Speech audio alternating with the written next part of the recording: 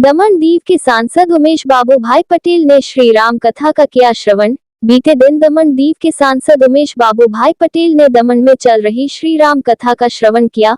माछी महाजनवाड़ी में स्थित सत्यनारायण मंदिर के प्रांगण में चल रही इस कथा का समापन आज होगा।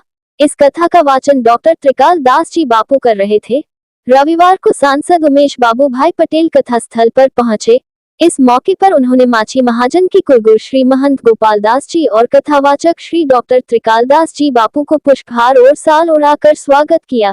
इसके बाद उन्होंने माछी महाजन समाज के अध्यक्ष का भी स्वागत किया और इसके बाद सभी ने बारी बारी से सांसद महोदय का स्वागत किया और उपस्थित माछी समाज के कुलगुरु श्री महंत गोपाल दास जी और कथावाचक श्री डॉक्टर त्रिकाल दास जी बापू ने सांसद जी को आशीर्वाद दिया। इस मौके पर सांसद उमेश बाबू भाई पटेल सहित भाजपा नेता विशाल टंडेल एवं दमन नगर पालिका के अध्यक्ष एसपी दमानिया भी मौजूद रहे। इस मौके पर दमन दीव के सांसद उमेश पटेल ने क्या कुछ कहा है, सुनते हैं।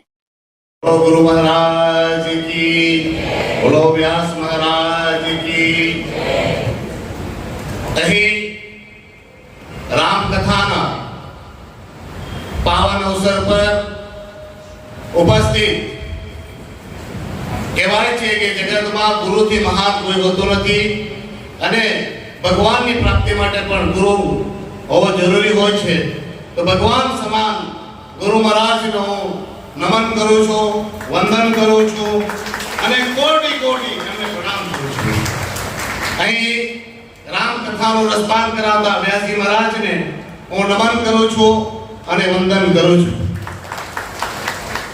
અહીં ઉપસ્થિત સમાજના પ્રમુખ હરજીભાઈ અને સમાજની સમગ્ર ટીમને હું નમન કરું છું, વંદન કરું છું અને એમનો આભાર પણ વ્યક્ત કરું છું કે તમે મને અહીં બોલાવ્યો અને સન્માન આપ્યું।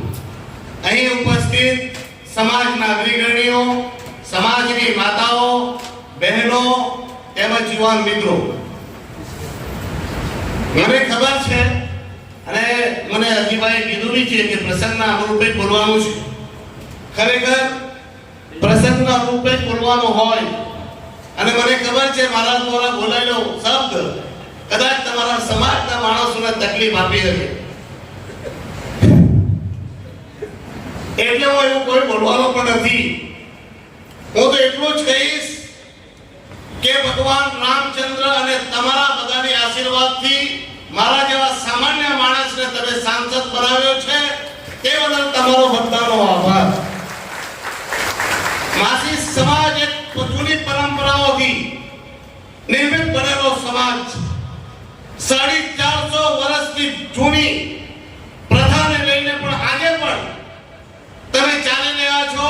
આ સમાજને અને સમાજના ગુરુને વંદન છે, જેમણે મહાન પરંપરાને સ્થાપિત કરી અને આજે પણ તે જ માર્ગ ઉપર પૂર ઝડપે દોડી રહ્યા છે। દમણ દીવમાં જ નહીં પણ હું લંડન પણ ગયો હતો। ગુરુ મહારાજજીના આશીર્વાદથી એમના સાથે જ ત્યાં પણ જે કથા ચાલતી હતી તેમાં પણ હું પહોંચ્યો હતો।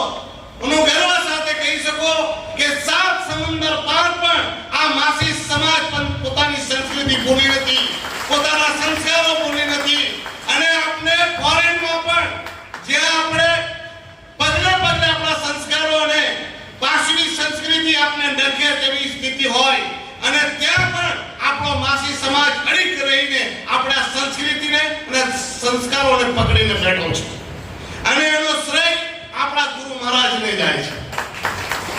મેં ત્યાં જોયું આપણા સમાજના ત્યાં લોકો અથાગ પ્રેમવાળા, માયાવાળા અને ગુરુ મહારાજને હું ત્યાં જોતો હતો જેમ કૃષ્ણ પછાડી ગોપ અને ગોપીઓ પાગલ હતા અને એમના પછાડી પ્રેમ નિશાવર કરતા હતા, તેવો જ માહોલ મેં લંડનમાં જોયો।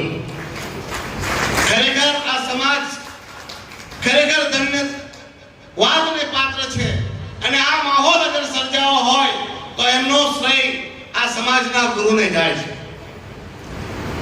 અહીંયા તમે જે ચિત્ર લગાવેલું છે રામકથામાં તમે જોયું છે, ત્યાં એક કહેવત છે જે ભગવાન શ્રી રામને, માતા સીતાને અને લક્ષ્મણજીને નદી પાર કરાવી રહ્યો છે।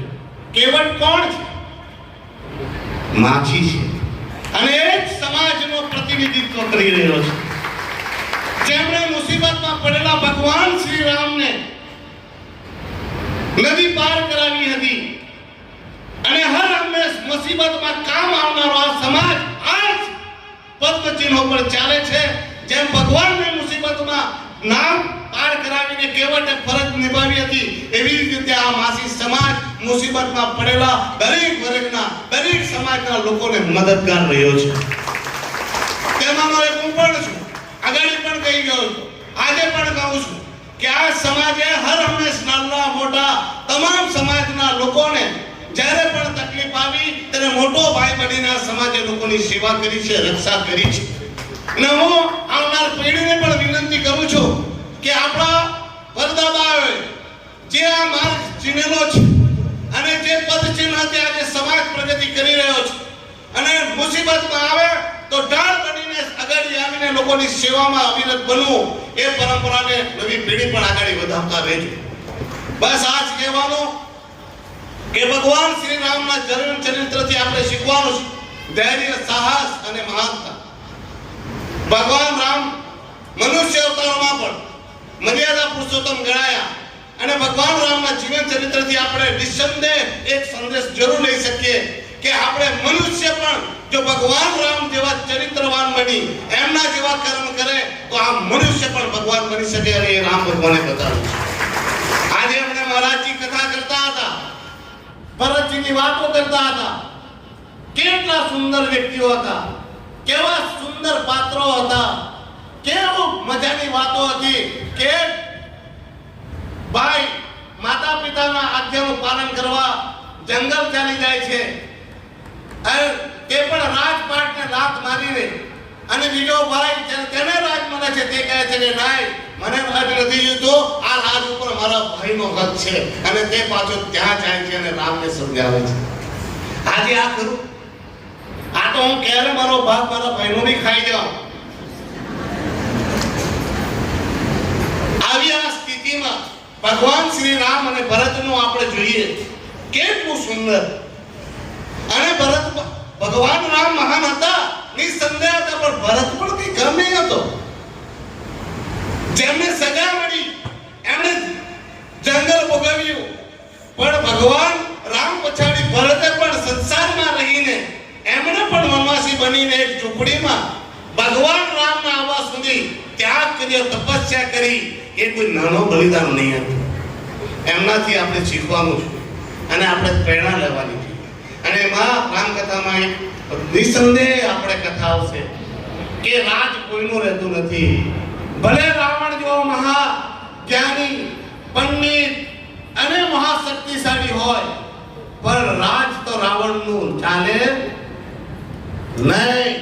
રાવણ ગમે તેટલો મહાન હોય, શક્તિશાળી હોય, રાવણે પણ એમ કે એવું વરદાન લીધેલો કે મને દેવતા નહીં મારી શકે, મને યક્ષ દક્ષ કોઈ મારી નહીં શકે, પણ એમણે એક ભૂલ કરી હતી, માણસને કમજોર સમજવાની, માનવને તુચ્છ સમજવાની, અને એ જ માણસ અવતારમાં ભગવાન રામે રાવણનો વધ કરેલો. એટલે રાવણનું રાજ નહીં રહ્યો તો મારાનું તમારા જેવાનું ક્યાં રહેવાનું, એ વાત બધાએ લેકે રાખવાની પ્રકૃતિ છે. અને આ તો ભગવાનની પ્રકૃતિ છે, ન્યાય બધા સાથે થાય છે, દેર થાય છે, પણ જરૂર થાય છે. એટલે એટલું જ કહેવાનું, મારા શબ્દોમાં કોઈને કઈ તકલીફ થઈ તો માફ કરજો. હું વિશેષ કહેવા નથી માંગતો. હું આ ભગવાનની સાક્ષીએ, ગુરુ મહારાજની સાક્ષીએ, મારા પછાડી બેસેલા ભગવાનોની સાક્ષીએ ચોક્કસપણે તમને ખાતરી સાથે કહું છું, તમે જરા ચિંતા નહીં કરતા. મારો જીવની પણ તમને બલિદાનની જરૂર પડશે તો આ મારા દમણ દીવના લોકો માટે મારો જીવ આપી દઈશ. આ ભગવાનની સોગંદ ખાઈને કહું છું, જ્યારે તમને એવું લાગે કે આ ઉમેશ પટેલથી કામ નહીં થાય, એના પ્રયાસોમાં કમી છે, તો આ ગુરુ મહારાજજીની સાક્ષીએ વ્યાસજીની કસમ ખાઈને કહું છું, તમને એવું લાગે કે આના પાસે રાજીનામું લેવાનું છે, તો ભગવાનની સાક્ષીએ સોગંદ પૂર્વક કહું છું, મારા પાસે રાજીનામું માંગજો, રાજીનામું સાથે મારી જાન પણ આપી દઈશ. એટલું જ કહીશ કે વિશ્વાસ જરૂર રાખજો. નવો છું, મહેનત કરી રહ્યો છું, અને તમે મહેનત જોઈ રહ્યા છો. દિવસ રાત મહેનત કરું છું, સમય થોડો વધારે લાગી રહ્યો છે, પણ એટલું જરૂર કહીશ કે તમારી દરેક સમસ્યાના સમાધાન માટે મારે જે પણ કરવાનો છે હું કરીશ. તમારો જ દીકરો છું, તમારો જ ભાઈ છું, તમારો જ મિત્ર છું. આદેશ કરજો. જ્યારે પણ મારી જરૂર પડે યથાશક્તિ તમામ પ્રયાસ કરીને તમારી મદદે જરૂર દોડતો આવીશ. બસ આટલું જ કહેવાનું. સમાજે મને અહીંયા બોલાવ્યો, મારું સન્માન કર્યું, અહીંયા મને જે માન આપ્યું, મને બોલવાની તક આપી બદલ સમાજનો આભાર. આ સમાજનો તો હંમેશા ઋણી છું. આ સમાજે હંમેશ મારા જેવા વ્યક્તિને સપોર્ટ કરેલો છે અને આજથી હું નાનો હતો ત્યારથી મને આ સમાજે માયા અને પ્રેમ આપેલો છે. બસ આ માયા અને પ્રેમ બનાવી રાખજો.